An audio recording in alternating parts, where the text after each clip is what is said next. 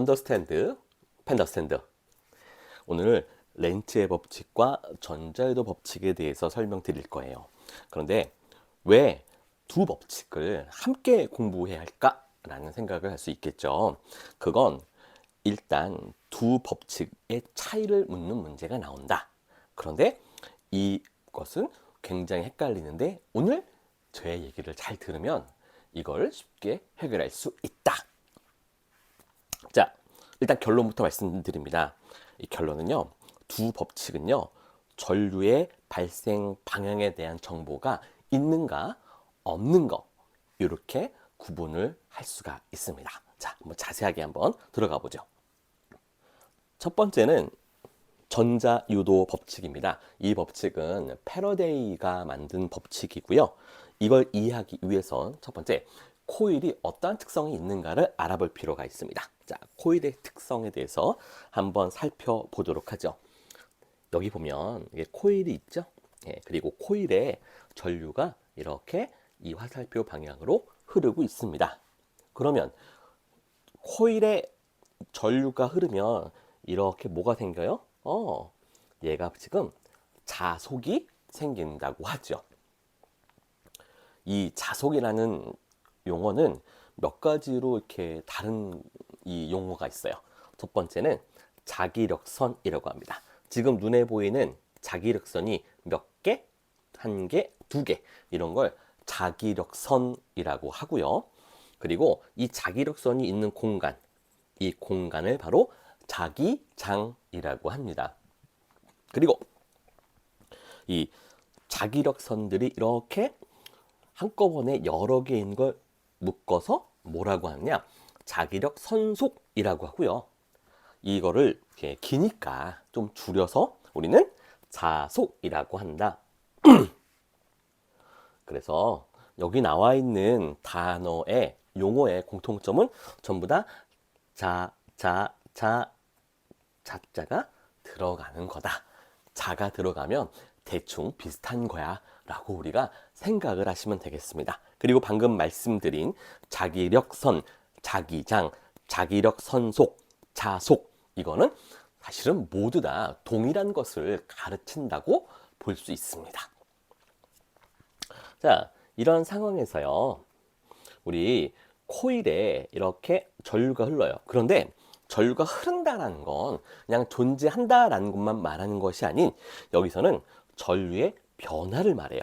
즉, 전류가 지금 안 흘렀다가 이제 막 흐르기 시작하면서 전류값이 어떻게 돼요? 커지는 상황, 이 상황인 거예요. 즉, 전류가 발생해서 증가하거나 감소하는 이런 상황이 있으면 코일은요, 이때 자속의 변화가 발생해요. 자속의 변화가 뭘까? 똑같은 말입니다. 아까하고 자속이 없던 게 발생한다거나 또는 자속이 증가하거나 감소하는 일이 발생을 하는 것. 이게 바로 코일의 특성이에요. 자, 길게 설명했는데 그냥 짧게 얘기해 볼게요.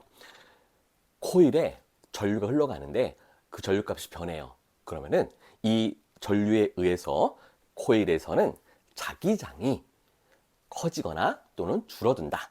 이게 바로 코일의 중요한 특징입니다. 그럼 이걸 기본으로 우리 패러데이의 전자유도 법칙에 대해서 좀 생각을 해볼게요. 자, 전자유도 법칙은 누가 만들었어요? 패러데이라는 사람이 만들었습니다.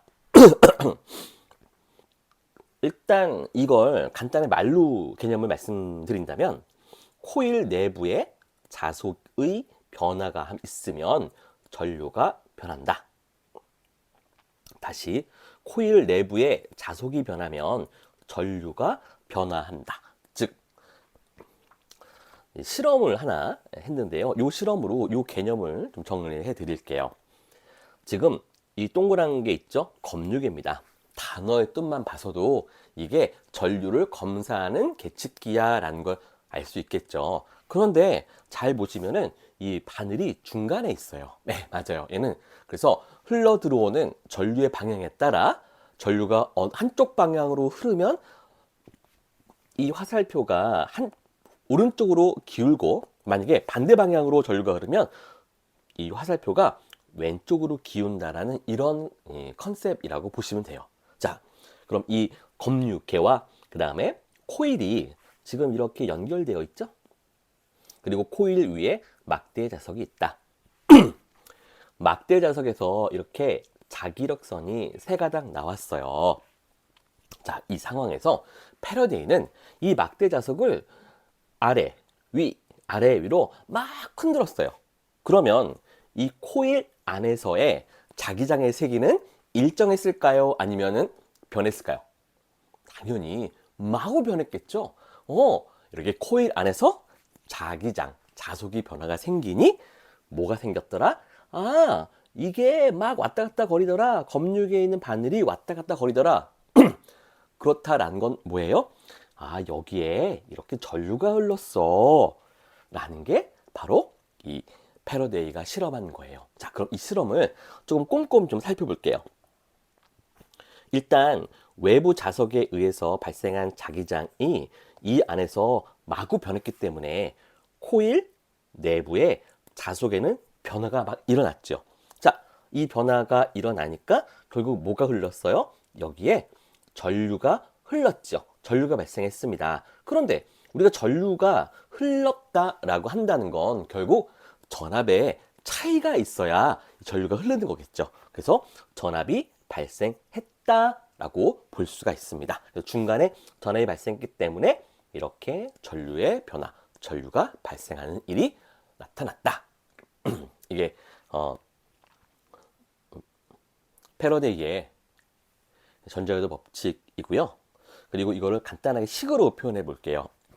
여기서 E라는 건 이 발생된 전압의 크기를 말해요. 이 전압의 크기가 dt분의 d파이는 시간당 자속의 변화량을 말해요. 그러니까 즉 자속이 빠르게 변하면, 많이 빠르게 변하면 이 값은 커지고, 그리고 이 자석을 느리게 움직이면 이 값은 작아지고, 얘를 막 빨리 변하게 하면 이 값이 커지겠죠. 그리고 이 코일이 10번 감은 거하고 아니면 1000만 번 감은 거하고 발생하는 전압의 크기는 당연히 다르겠죠.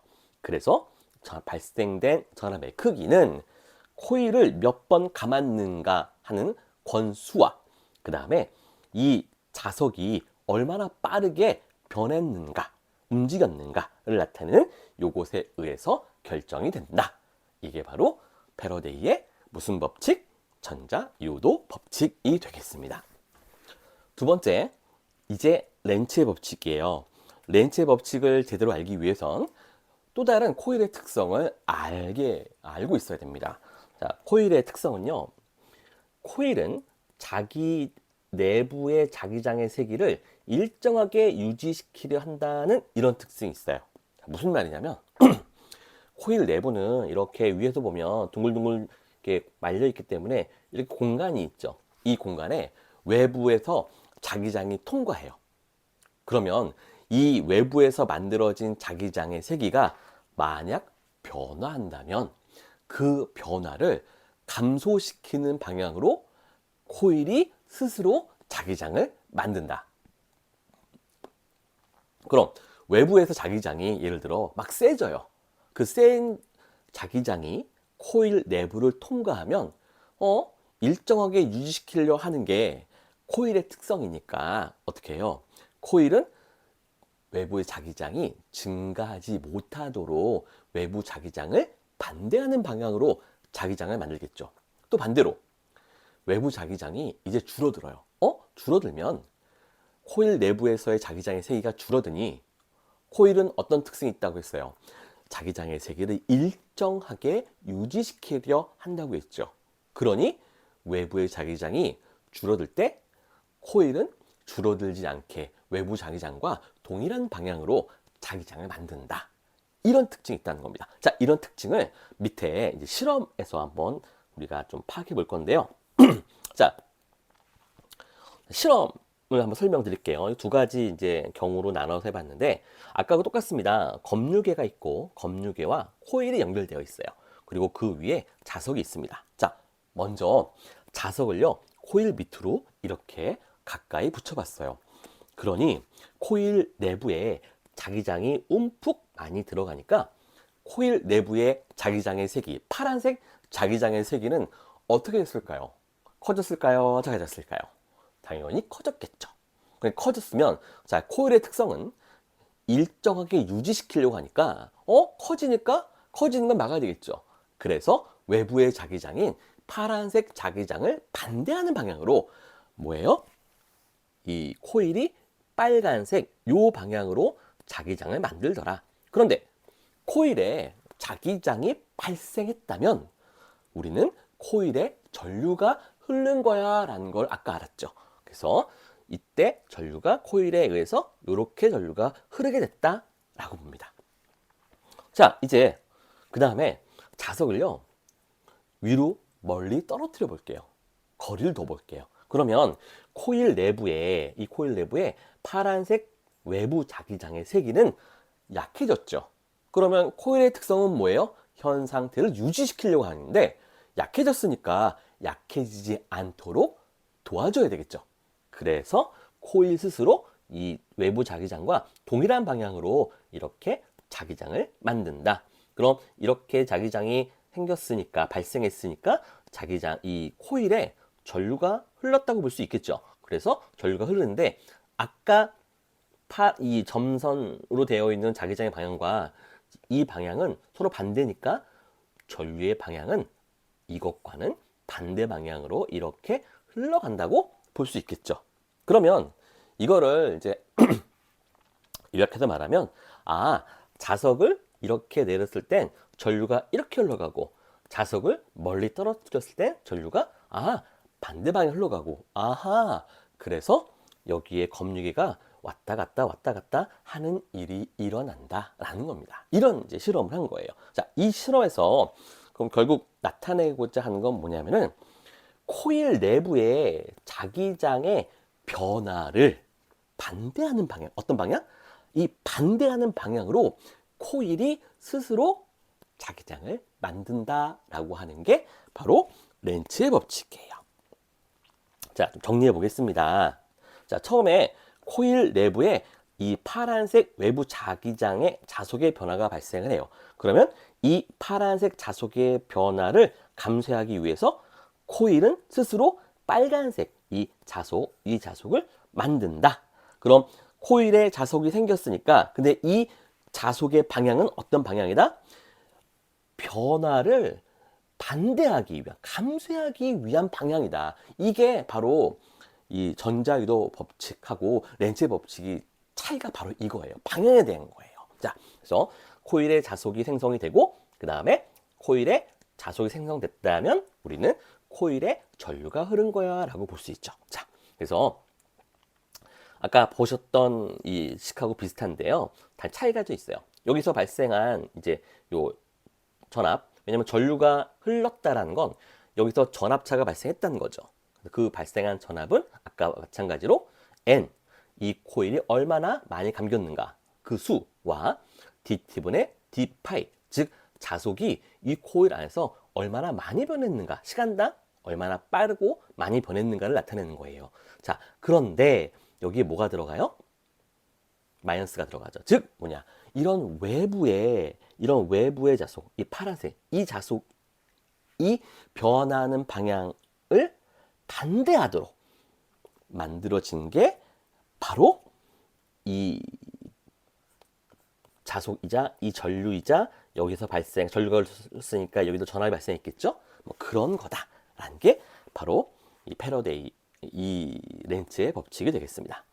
자, 한번 차이점을 좀 더 살펴볼게요. 전자유도 법칙은요, 여기는 방향에 대한 내용이 없어요. 근데 렌츠의 법칙은 방향에 대한 내용이 있죠. 그래서 전자유도 법칙에는 전류의 방향을 특정하지 않아요. 그런데 렌츠의 법칙은 전류의 방향이 어떠한 방향인지를 알 수 있도록 해주죠. 자, 암기법을 말씀드리겠습니다. 쉽게 생각해 볼게요. 자, 우리 렌츠라고 하면 발음이 랜서라는 거 비슷하죠. 우리 랜서는 뭐냐면 우리 게임하다 보면 막 창 들고 다니는 애들 있잖아요. 얘네가 랜서야. 근데 랜서는 뭘 들고 다녀요? 창 들고 다녀요. 창은 뾰족해요, 무뚝해요? 방향을 가리킬 수 있죠. 그래서 우리 랜서는 창을 갖고 다니니까 렌츠도 랜서가 창을 갖고 있는 것처럼 방향을 나타낸다라고 이렇게 우리 연상할 수 있습니다. 오케이. 자, 그러면 간단하게 마지막으로 정리해 볼게요. 전자유도 법칙과 이 렌츠의 법칙의 차이는 결국에는 전류의 방향이에요. 앞에 처음 말씀드린 것처럼. 그래서 전류의 방향을 알 수 있도록 해주는 거 렌츠의 법칙. 전류의 방향이 아니라 그냥 자속이 변하면 전류가 흘러. 이런 얘기만 하는 건 바로 전자유도 법칙. 이렇게 구분하시면 되겠습니다. 자, 감사합니다.